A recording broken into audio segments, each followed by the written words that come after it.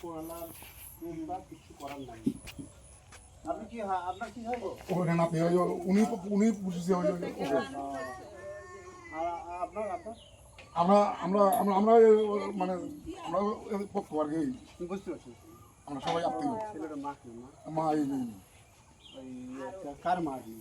রফিকের মা আর আসাদের মাসে দেখি দুই ভাই একবারই এসে হ্যাঁ হ্যাঁ মিশত ভাই দুজন আরো দুজন লোক ছিল ওর সাথে দুই বোনেরই ছেলে, ওর ছেলে একজন, ওর ছেলে একজন, ওনার মা একজন। যাই হোক কিছু করার নেই। আমরা আশেপাশে এখন মানুষ তো আর ফিরিয়ে দিতে পারবে না কেউ, ভগবানও পারবে না। যা অবস্থা এখন ভগবানও সম্ভব নয়, আল্লাহও পারবে না।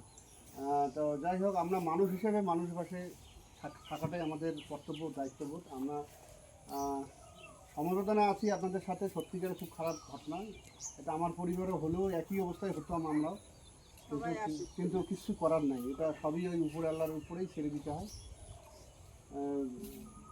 এখন একটু খাওয়া দাওয়া করবেন, অল্প হলেও কিছু খেয়ে দিয়ে থাকবেন, নাহলে ভেঙে বললে তো আপনার শরীরগুলো খারাপ হয়ে যাবে, পরে আবার একটা থেকে আরেকটা ওষুধ চলে যাবে। আপনার কি হয় নাতি? নাতি হয় না, স্বামী মারা গেল 40 দিন আগে।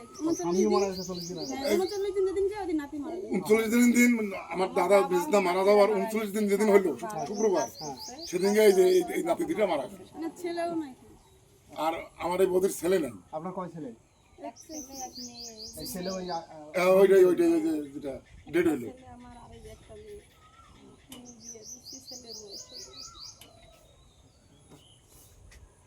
এমন একটা যে মানে ঝড় বৃষ্টি হতো, আরে কেমন না তো দাদা, সেদিকে আর হঠাৎ করে কিছুই বুঝতে পারলাম না। এক বছর বাচ্চা এটা আমার বাবা মা মানুষ করলো গেল। আশাদ ছিল 4 মাসের বড়। আসলে উনি মানুষ করছে না। এখানে যখন এক বছর মানে ওরাই মানে ওদের মানে ভরসা ছিল। আমাদের আমাদের দাদুর পক্ষ আমাদের ভরসা ও ওরাই তাই না ছেলে ছিল না বলে নিয়ে গেছিল এখানে। আমার বাবা মারা যাওয়ার পরে আমার মা কইছিল ওই যে দাদা মারা যাওয়ার আগে বলছে